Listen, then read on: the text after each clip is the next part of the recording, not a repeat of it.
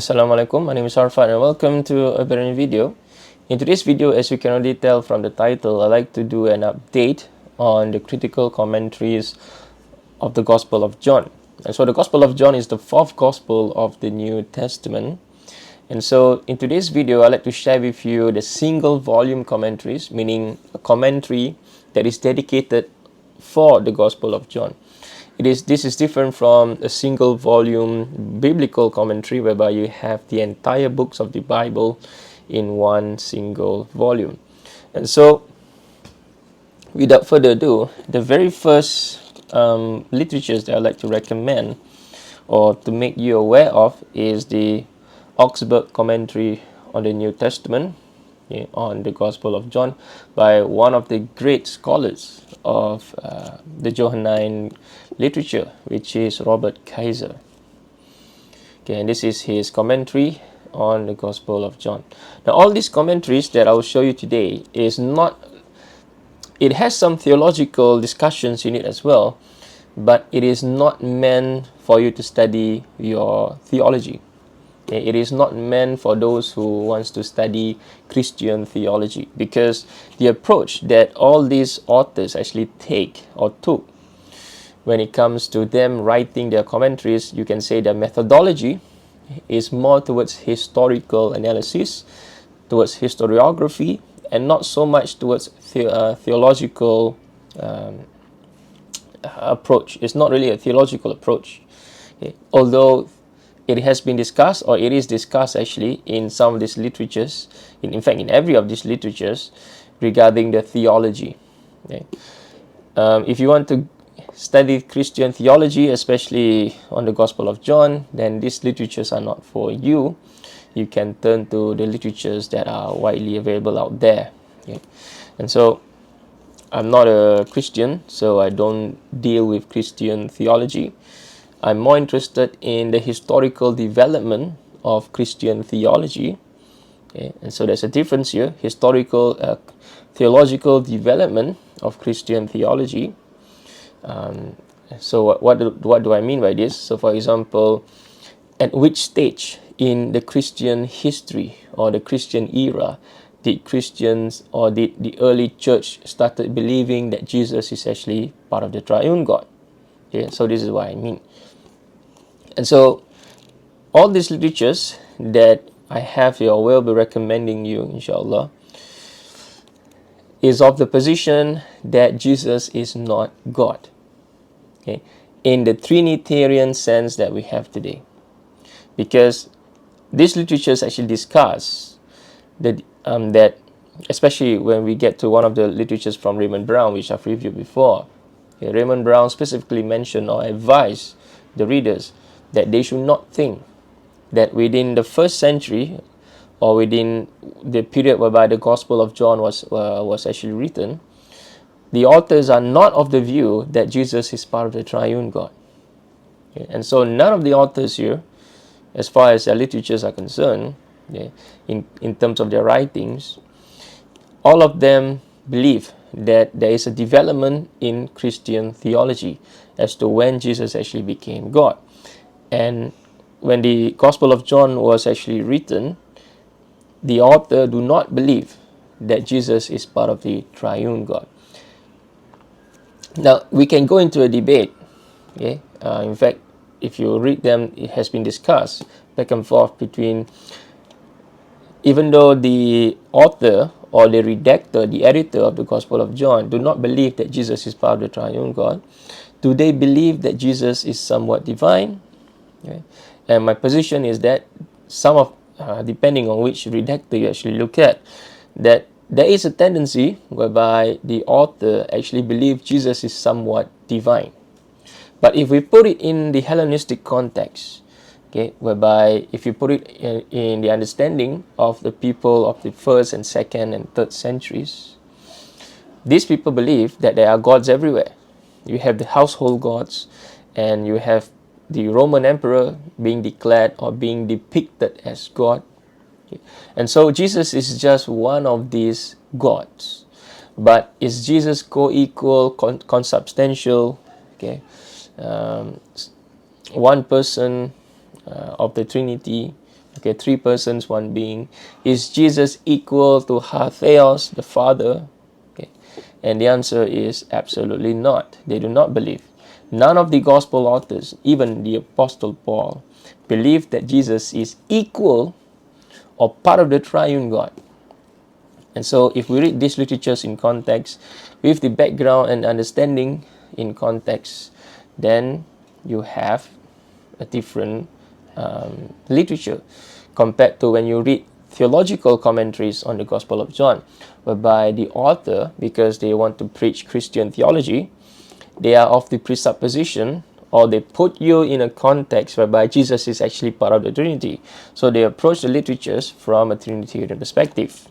Okay, which I certainly disagree, because there is a development in Christian theology for those of you who actually study historical theology.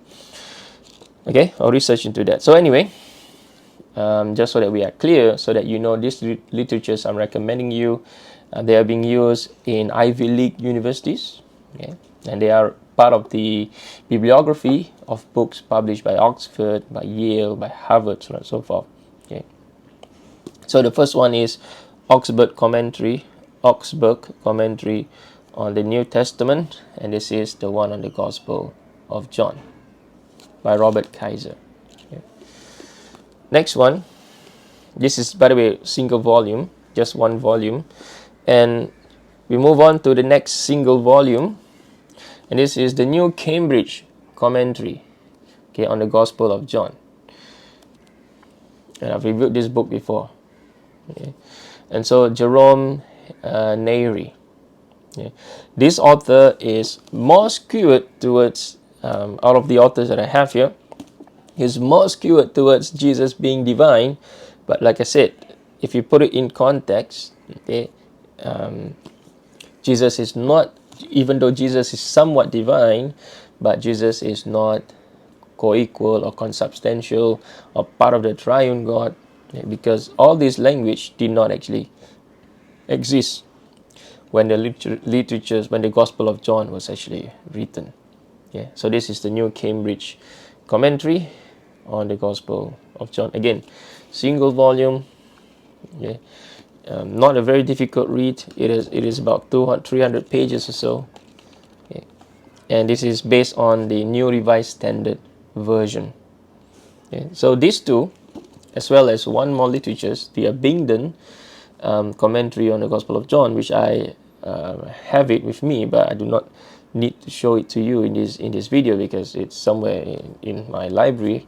I cannot locate it right now. So the Abingdon New Testament commentary on the Gospel of John is also part of the single volume commentary on the Gospel of John.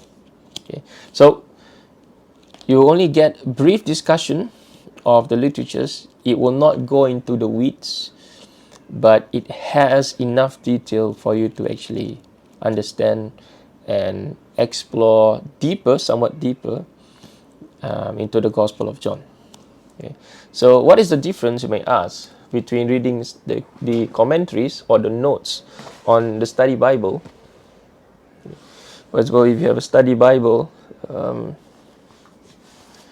where the Catholic study Bible, for example, if you turn to the Gospel of John, right? So if you turn to the Gospel of John, let's pretend this is the Gospel of John. You have a lot of these notes. Even though I'm showing you here Luke, you have notes here, right? So what is the difference? Well, these notes are very brief, and even though you do get some introductory chapters that explain or tell you about what the Gospel of John is, but if you really want to go into deeper studies, but not so much deep into the weeds, then I would say moving on to studying the literatures, the first three literatures I've recommended you.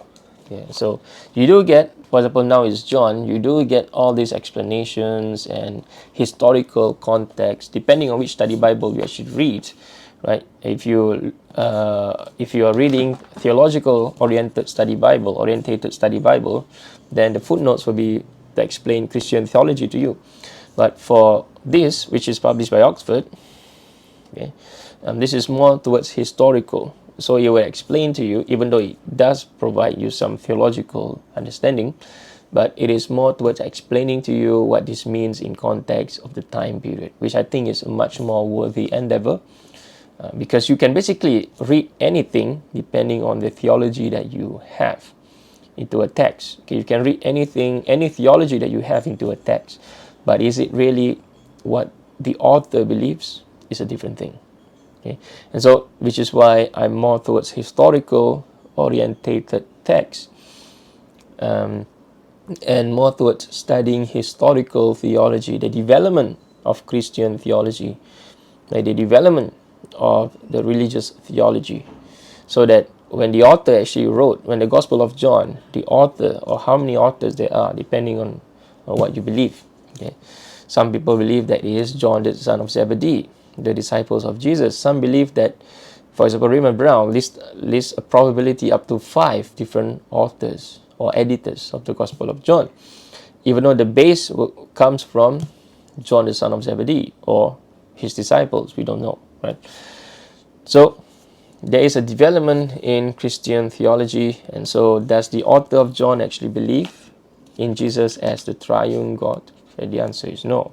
Okay, no critical scholars who approach things, who look at things and literatures from their context, and who are free from what do you call it? I forgot these words, whereby you look at things using later context into an earlier literature.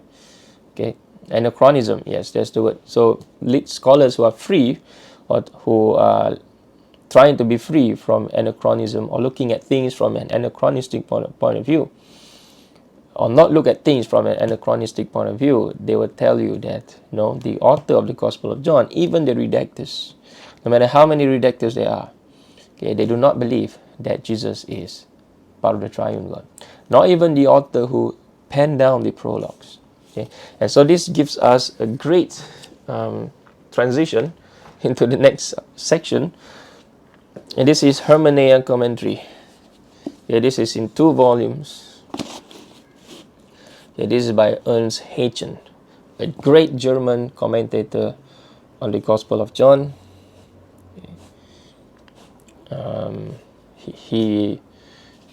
The history about Ernst Haeckel is very, very sad. Okay, he was part of the World War survivor. He actually retired earlier from the war, and he was teaching. He actually lost a leg. Okay, and so anyway, you can research about this scholar. But Ernst Haeckel, okay, especially in his John 17:3 commentary, his commentary on John 17:3 is really amazing. Right? Again, this is in 2 volumes. Yeah, still accessible, still palatable. I've reviewed Hermona commentaries before, and so might as well just show you the inside. It comes with the Greek Gospel of John. Okay, this is the plates. Yes, and basically it is in 2 columns. 2 columns. Yeah, and this is published by Fortress Press. So, yeah. Okay, I also forgot to tell you that you have Bultmann. I have Bultmann commentary up there, which I've showed you before in the past. So, we have Rudolf Bultmann as well. Next one, you have already known this because I've reviewed this book many times, and that is Raymond Brown's commentary on John. Okay, one of the best commentary on John. This is published by Yale University Press, Yale and the Anchor Bible collaboration. Okay, and so we have it here. Okay. Again, Raymond Brown is one of the great scholars of Johannine Gospel, even to date, I believe. Though people will disagree with me, but I think he is the all-time great scholar of the Gospel of John. Okay. Raymond Brown was a Catholic priest. Okay, he was a Catholic priest. He believes in the Trinity, but in his writings, okay, when we put the Gospel of John into context, he do not believe that the author of the Gospel of John believe in Jesus as part of the triune God. Okay. So the next literature, which again, one of the great commentator on the Gospel of John, okay, and this is probably the literatures that a lot of people actually are not aware of, even though this is a very, very great commentator on the Gospel of John. In the English-speaking world, unless you are academic, you work in universities, so on and so forth, and you research deeper, you might not be aware of this literature, and I've not reviewed this literature in the past before. Okay, that is because it is not really accessible to. It is not really, I would say, the book has long been out of print. Okay, the difference between this, because it is published by Yale University, whereby, you know, it is an Ivy League university, they have the money, so on and so forth, and so they are being printed, even till today, they're being printed. But the literatures that I'm going to show you today is no longer in print. Okay, so this is actually Rudolf Schnackenburg Commentary on the Gospel of John. Okay, so it is in 3 volumes. Okay. Unfortunately, this literature is out of print. It is in 3 volumes.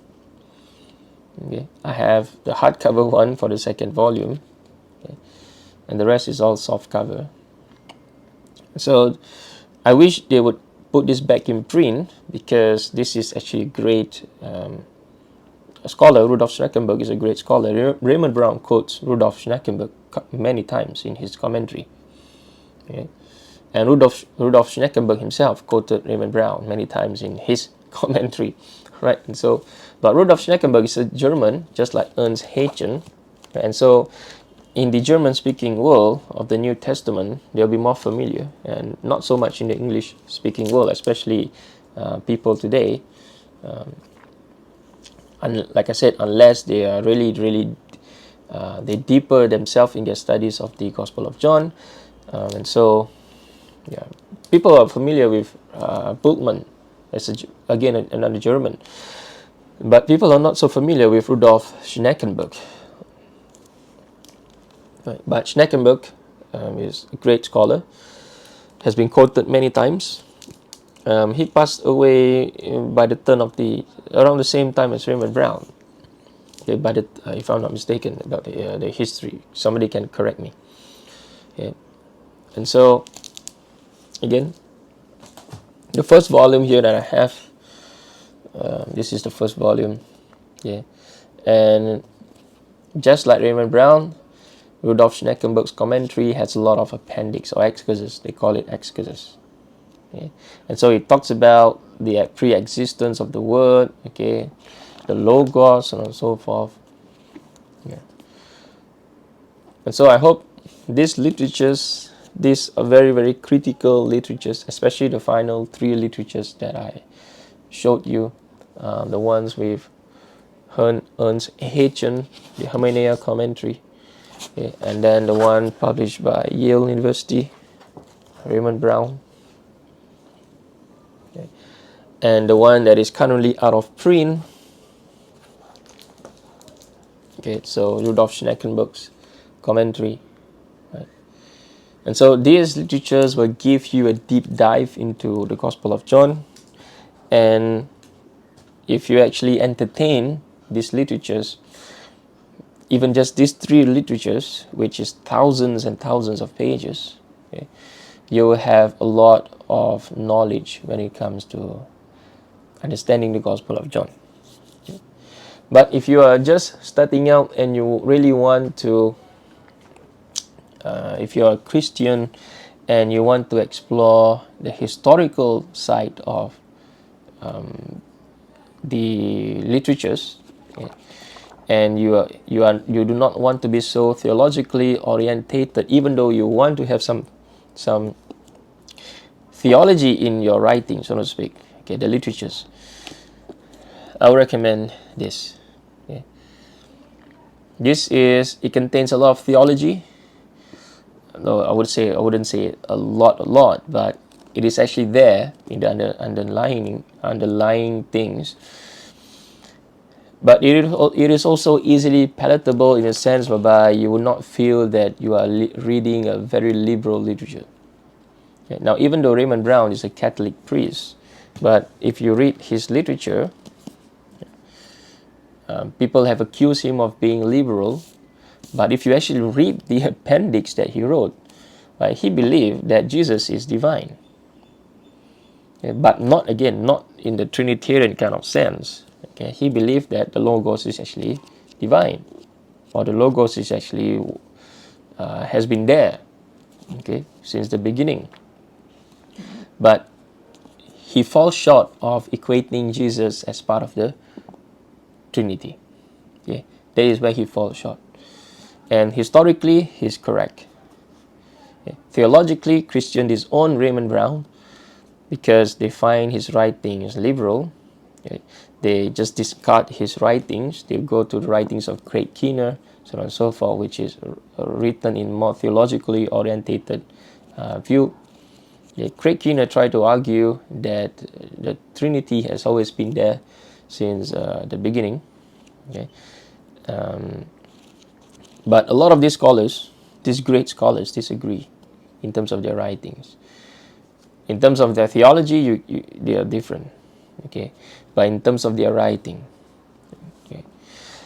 And so, depends on which literature or which scholar you take. But my advice to you, if you want to have a more critical leaning instead of favoritism, so to speak, because favoritism is a major disease. You can be, people would defend their scholars even though their scholars actually made blunders, so on and so forth. And so we should always be evidence-based. We shouldn't be flop-sided, especially when we want to have a critical and more objectional, critical and more general approach, objective approach, yes. Okay, a critical and more objective approach to our learning and understanding. Which is why,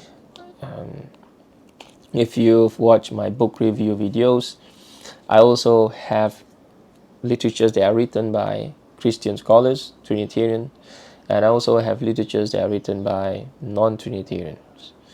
And I entertain both sides of the literatures so that I develop a more cohesive approach, and I can weigh the evidence from one side or one camp and weigh the evidence from the other camp and come to my own conclusions based on the evidence presented. Okay? And so, if you want to start, I would actually recommend you the New Cambridge. Okay, this is more contemporary. This is, I would say, this is actually quite some time back. Let me just get the year correct, because Robert Kaiser is a long time ago. Yeah, so 1986. Okay, whereas this I think is 2012. So it's more recent. It's 2007, 2007. Okay, so this is more recent. And all the literatures that I presented you were written in the 80s and 60s, especially Raymond Brown. He first wrote this in 1960s. Okay, but again, development on the study of the Johannine literature is ever changing. Scholarship is ever changing, is ever increasing. And I agree with people. Craig Keener has 2 volumes on the Gospel of John, as well as a lot of modern literature scholars have written articles and commentaries on the Gospel of John. You can read them. Okay, you can read them. It has nuance in the studies of the Johannine literature, because scholarship is always developing, right? But for me, these literatures are the classic literatures. They remain, and the argument that these scholars actually put in their literature, especially Ernst Haeckel. Yeah, the translator here actually did a fantastic job, because Haeckel wrote in German. But the translator here, I don't know German. Okay? The translator here actually wrote a fantastic translation. Okay? Whereby it is easily understood, and all the points are very clear. And so the other thing is that even the translator of this, Rudolf Schnackenburg, the translator, also did a great job. Again, like I said, I don't know German, okay, but it's easy to understand. Okay. Often at times whereby you have the translation, and translation is written in a language that is so academically inclined, so academic that laymen, people like me who are not an academic, will just put the book down. But all these commentaries, do not shy away from them because of how thick they are, especially Rudolf Schnackenburg's commentary. Okay, thousands of pages. Do not shy away from them. Even though the literature is out of print, you can still find them in libraries, and you can buy them if you need to, but they're going to be very expensive. Okay. Do not shy away from them because they are arranged in a very clear and easily palatable manner. There are many sub-chapters, subtopics in every. There's a chapter. There's a topics of discussion, and then you have subtopics as well. And so they are written and organized in a very, very orderly manner.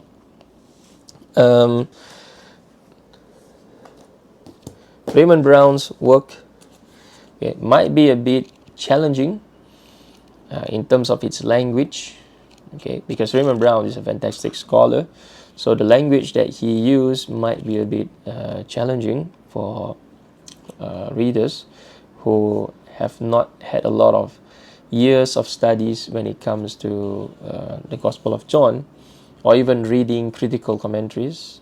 Okay. But